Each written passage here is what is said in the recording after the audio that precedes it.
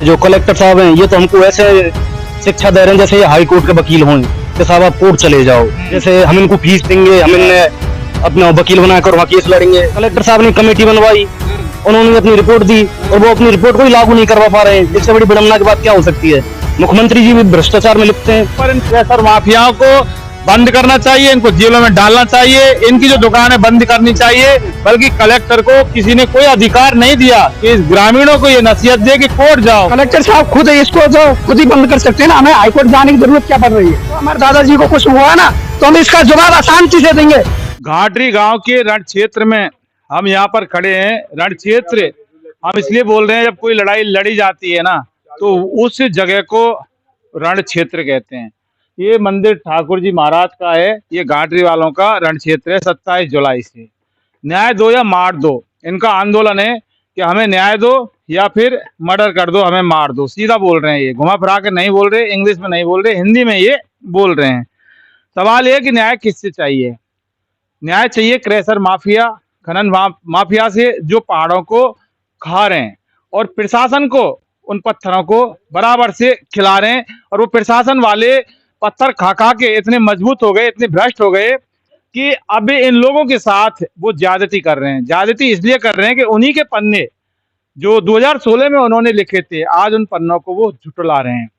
वो कहते हैं कि कुछ भी हम नहीं करेंगे, न्याय व्याय हमारे यहाँ पर नहीं मिलता है। ये भरतपुर जिला है और भरतपुर जिले के मुख्यमंत्री भजनलाल शर्मा राजस्थान की मुखिया है, भारतीय जनता पार्टी की सरकार है। कोई न्याय नहीं, कोई इंसाफ नहीं, कोई जस्टिस नहीं। जिसको जो करना है करिए, जज साहब के पास जाओ और मरना है तो मर जाओ। गलत कह रहा हूँ, सही कह रहा हूँ? बिल्कुल सही कर रहे हो। क्या नाम है आपका? केसु सोलंकी। कैसे काम चलेगा घाटरी का? अब घाटरी को काम तो साहब चल रहा है। यहाँ ये जो कलेक्टर साहब हैं ये तो हमको ऐसे शिक्षा दे रहे हैं जैसे ये हाई कोर्ट के वकील हों कि साहब आप कोर्ट चले जाओ, जैसे हम इनको फीस देंगे, हम इन्हें अपना वकील बनाकर वहाँ केस लड़ेंगे। अब केस तो हमारे पास है, न्यायपालिका तो लास्ट ऑप्शन है ही। ये बड़ी विडम्बना की बात है कि कलेक्टर साहब ने कमेटी बनवाई, उन्होंने अपनी रिपोर्ट दी और वो अपनी रिपोर्ट को ही लागू नहीं करवा पा रहे हैं। इससे बड़ी विडम्बना की बात क्या हो सकती है। सरकार एक तरफ तो अरावली बचाने के लिए अभियान चला रही है और यहाँ पर ये अरावली का दोहन हो रहा है। तो सरकार के लिए भी ये सोचने वाली बात है कि सरकार कहाँ एक तरफ तो अरावली के लिए खुद अभियान चला रही है और कहाँ एक तरफ ग्रामीणों को अरावली बचाने के लिए ये धरने पर बैठना पड़ रहा है। तो फिर भी कलेक्टर साहब ये बोल देते हैं कि आप तो कोर्ट चले जाओ।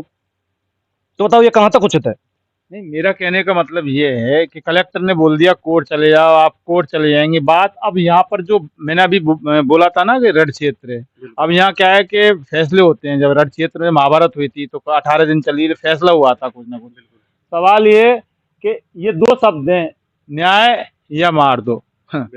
हमें बड़ी तकलीफ हो रही है। हम भी जयपुर से बार बार अब इसलिए आ रहे हैं, हम यहाँ जयपुर से आ रहे हैं आपको कवर करने के लिए कि ये जो शब्द है ना, न्याय दो या मत दो, यहाँ तक ठीक था, लेकिन मार दो।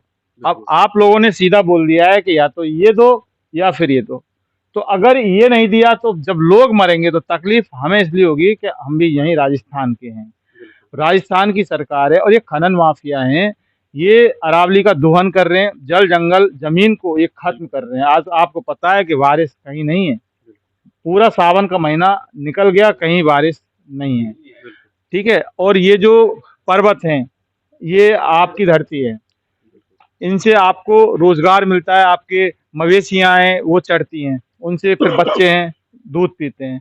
ठीक है, मवेशियां मर रही हैं, ये ब्लास्टिंग करते हैं 500 600 मीटर मतलब फुट ये गड्ढे को खोद देते हैं, तो तबाही हो रही है। बाहर के लोग हैं वो यहाँ पर काम करते हैं, कुछ लोग पिस जाते हैं मशीनों में और कुछ लोग बीमारी के चलते मर जाते हैं। बीमारी में भी ये है कि इस लोगों को बीमारी होती है, डॉक्टर कहता है टीबी।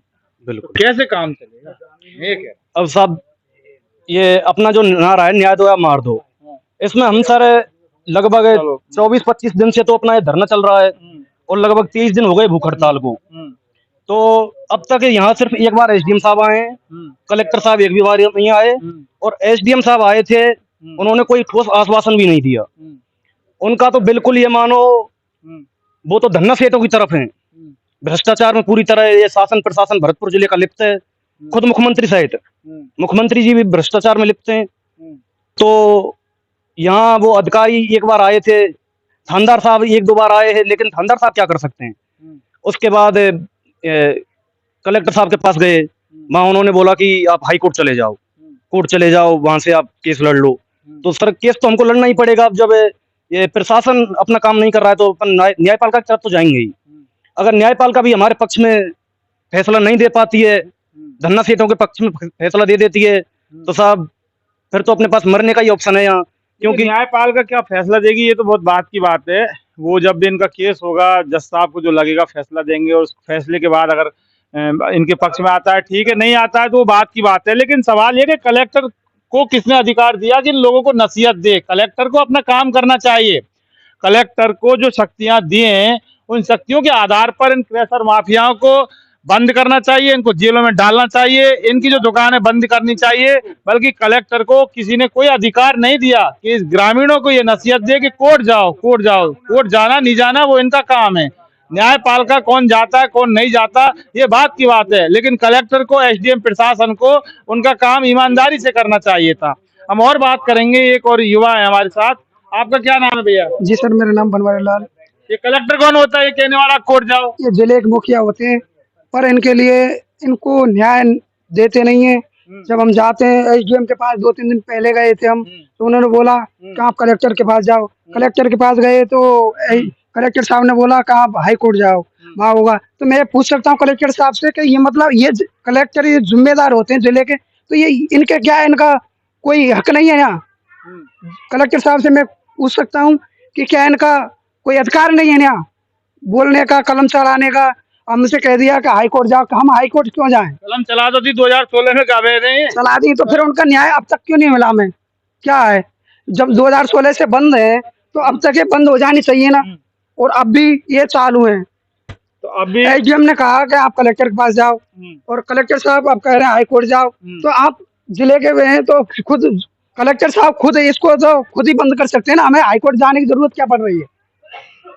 कलेक्टर साहब ने खुद करो ना, इसको न्याय खुद दो ना, हमें हाई कोर्ट जाने की जरूरत नहीं है। तो फिर बात ये है कि अभी न्याय दो या मार दो, ये शब्द बार बार गूंजता है।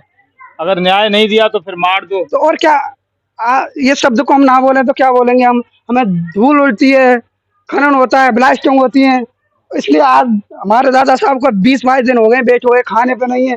इसका आज इनको कुछ होगा तो क्या हो, कौन जवाब देगा इसका? इसके स्वयं जिम्मेदार कलेक्टर और एसडीएम होंगे, और कोई नहीं होगा, और सरकारी कर्मचारी होंगे इसके जिम्मेदार। मुख्यमंत्री मुख्यमंत्री भी होंगे, स्वयं मुख्यमंत्री होंगे। क्या मुख्यमंत्री साहब भजन लाल शर्मा जी को उनको पता नहीं है क्या ऐसा वहाँ घाटी में ये चल रहा है? कलेक्टर को पता नहीं है, एसडीएम को पता नहीं है क्या? कौन से विभाग को पता नहीं है कि वहाँ धरना चल रहा है?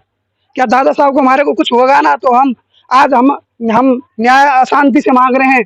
पर मैं कलेक्टर साहब, एसडीएम भजन लाल शर्मा जी से सबसे निवेदन करता हूं मैं कि जो हमारे दादा साहब को कुछ हुआ, हम शांति से न्याय मांग रहे हैं, हम इसका जवाब शांति से मांग रहे हैं। हम इसका जवाब, हमारे दादाजी को कुछ हुआ ना तो हम इसका जवाब अशांति से देंगे। स्वयं इसके जिम्मेदार भजन लाल कलेक्टर साहब और एसडीएम और भजन लाल शर्मा जी होंगे। देखिए बात बहुत ही गंभीर कही है इस युवा ने। ये पढ़े लिखे युवा हैं, ये समझते हैं भ्रष्टाचार क्या होता है, ये भी समझते हैं।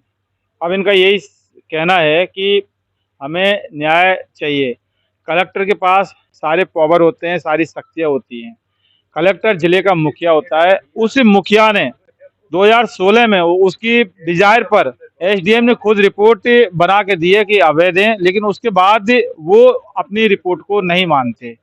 ऐसे में युवाओं में भी अब आक्रोश व्याप्त है कि इनके बुजुर्ग जो ये दादा हैं, ये भूख हड़ताल पर ये बैठे हैं। 1 महीना होने को जा रहा है। इनका कहना है कि अगर इनको कुछ हो जाता है बलबीर सिंह को, तो फिर इसकी सारी जो जिम्मेदारी वो कलेक्टर, एसडीएम, भुसावर और इसके अलावा खुद स्वयं राजस्थान के मुखिया भजनलाल शर्मा जिम्मेदार होंगे। और अगर कुछ हो गया इनको तो ये शांति वांति कर जो राग जो चल रहा है ना, इसको खत्म कर देंगे और इसका जवाब अशांति से ये देंगे। तो सरकार को सोचना होगा। ये युवा है, युवा कहते हैं ना कि युवा जब बोलता है तो सिंहासन डोल जाता है। तो भजनलाल शर्मा को इधर ध्यान देना होगा। समय निकाल कर इनकी जो बात है सुननी होगी। बहुत ज़्यादा बात बड़ी नहीं है इनकी, कोई रामायण नहीं है। इनका सीधा कहना है कि 1500 मीटर के दूरी पर जो आ रही हैं उनको आप चलने दो, और जो अंदर है, जो अवैध है, उनको हटा दो, वरना 2028 में बहुत भारी पड़ेगा भारतीय जनता पार्टी को, कलेक्टर को और एसडीएम प्रशासन को। इन्वेस्टिगेशन मीडिया के लिए घाटरी गांव से पवन कुमार के साथ मैं जितेंद्र शर्मा।